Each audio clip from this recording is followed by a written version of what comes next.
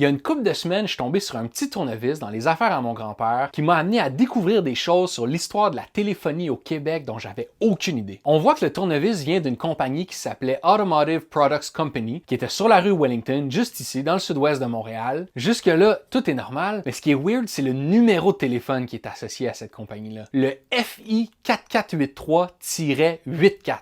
Quand j'en ai parlé à mon père, il m'a dit « Ben oui, Will, jusque dans les années 50, tous les numéros à Montréal commençaient par 2 lettres. » J'étais comme « Quoi? » Le téléphone est arrivé à Montréal officiellement en 1880 avec l'incorporation de la compagnie Bell. À cette époque-là, personne n'avait de numéro. Tu tournais une manivelle sur ton téléphone, ça faisait sonner une clochette dans un central, il y a une opératrice qui te répondait, tu lui disais à qui tu voulais parler, genre « Je veux parler à Jimmy », puis elle connectait ta ligne puis la ligne à Jimmy pour que vous puissiez vous parler. Puis s'il y avait plus qu'un Jimmy, tu disais Jimmy le boucher ou Jimmy le notaire, puis c'est comme ça que ça se passait. Ça va être comme ça jusqu'en 1884, où là, il va commencer à avoir un petit peu trop de monde sur le réseau. On parle d'à peu près 1200 à Montréal, plus un autre 1000 à Toronto. Puis là, Bell va introduire les numéros de téléphone. Au début, ça va être des numéros à 4 chiffres, puis c'est ces numéros-là que tu vas utiliser pour dire à l'opératrice à qui tu veux parler. « Allô, je veux parler au 3319 ». Avec la multiplication des usagers, on va aussi avoir la multiplication des centraux, et le nom de ces centraux-là vont finir par faire partie intégrante du numéro de téléphone. Et donc, si tu veux parler à ton cousin Alphonse,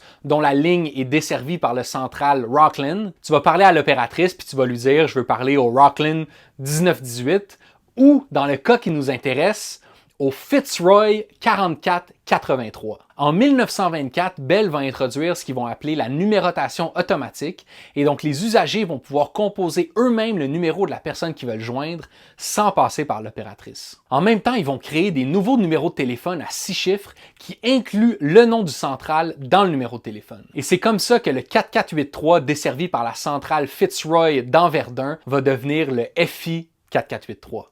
Et donc, on comprend que Automotive Products Company avait 2 numéros de téléphone, le FI 4483 et le FI 4484. Pour composer ces numéros-là qui incluent des lettres, les gens vont devoir se fier aux lettres qui sont associées aux différents numéros sur le cadran de leur téléphone à la maison. Donc, par exemple, pour composer le FI 4483, tu vas composer le 344483. Le central Fitzroy va ensuite être renommé le central Wellington 5, donc le numéro va devenir le 935-4483.